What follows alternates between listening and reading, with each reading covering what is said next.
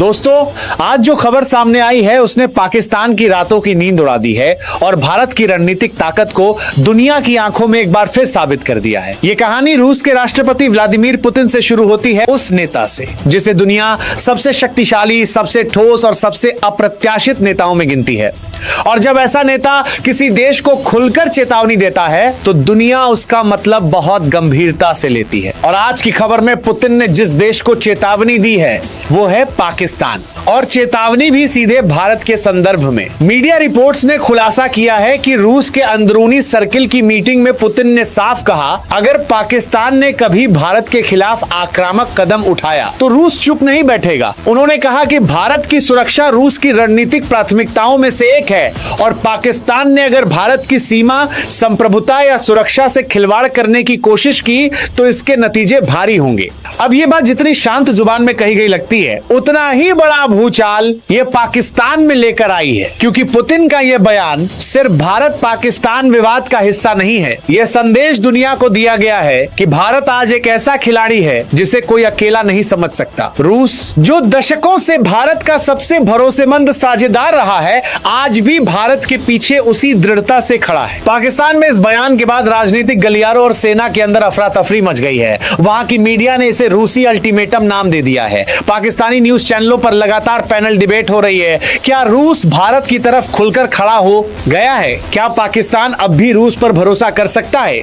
भारत का अंतर्राष्ट्रीय प्रभाव आखिर कितना बढ़ चुका है? इन सब सवालों के बीच पाकिस्तानी सेना के हालात देखने लायक है। वो देश जो हमेशा चीन के कंधे पर बंदूक रखकर भारत को धमकाने की कोशिश करता है, अब एक और विश्व शक्ति रूस के सामने भी बैकफुट पर आ गया है। लेकिन पुतिन ने अचानक ये बात क्यों कही? क्या पाकिस्तान ने कोई नया कदम उठाया था या रूस ने भारत को कोई शक्तिशाली संदेश देना चाहा? दरअसल पिछले कुछ हफ्तों में पाकिस्तान ने फिर से कश्मीर मुद्दे को अंतर्राष्ट्रीय मंचों पर उठाने की कोशिश की थी। इसके अलावा पाकिस्तानी सेना ने पीओके में कुछ नई गतिविधियां शुरू की थी, जिनमें सीमाओं के पास गश्त बढ़ाना, नए ड्रोन सिस्टम की तैनाती और आतंकी गुटों को छुपकर समर्थन देना शामिल है। ये सब रिपोर्टें रूस की इंटेलिजेंस तक पहुंची थी। दूसरी तरफ भारत और रूस के बीच संबंध लगातार गहरे होते जा रहे हैं। भारत रूस से सस्ता तेल खरीद रहा है, डिफेंस कॉपरेशन बढ़ा रहा है और ब्रिक्स के अंदर भारत का रोल पहले से कहीं ज्यादा बड़ा हो गया है। रूस अच्छी तरह समझता है कि अगर भारत स्थिर रहेगा, मजबूत रहेगा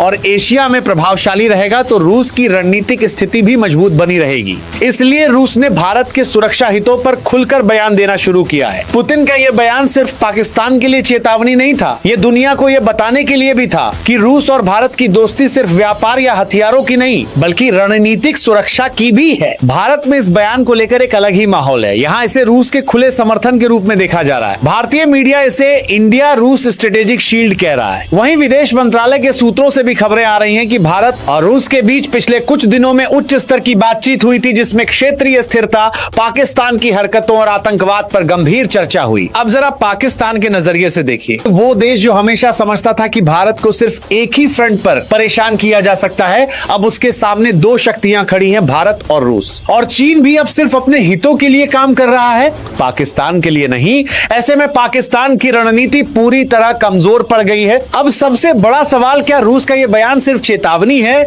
या किसी बड़े भू राजनीतिक बदलाव का संकेत? दरअसल रूस अच्छी तरह समझता है कि पाकिस्तान लगातार अमेरिका और पश्चिमी देशों के संपर्क में है और उनके एजेंडा के हिसाब से काम करता है। रूस नहीं चाहता कि अमेरिका दक्षिण एशिया में आग लगाए और भारत पाकिस्तान के बीच तनाव बढ़ाकर क्षेत्र को अस्थिर करे। इसलिए रूस ने पाकिस्तान को संकेत दिया है, भारत को छेड़ा तो रूस हस्तक्षेप करेगा। यह बयान भारत के लिए कई मायनों में कूटनीतिक जीत है। एक तो पाकिस्तान पर दबाव बढ़ा, दूसरा चीन को भी अप्रत्यक्ष संदेश मिल गया कि भारत अब सिर्फ अमेरिका या यूरोप पर निर्भर नहीं है। भारत के पास रूस जैसी शक्ति है जो खुलकर भारत के पक्ष में खड़ी है। मोदी सरकार इस पूरे घटनाक्रम को बड़ी कूटनीतिक सफलता के रूप में देख रही है, क्योंकि दुनिया आज भारत को सिर्फ एक क्षेत्रीय शक्ति नहीं बल्कि वैश्विक शक्ति के रूप में देख रही है, जो अमेरिका, रूस, यूरोप, मध्य पूर्व हर जगह अपनी शर्तों पर बात कर रहा है। पाकिस्तान की हालत अब दो वजहों से खराब है। पहली, रूस का समर्थन भारत को मिलना। दूसरी, आर्थिक संकट में घिरा पाकिस्तान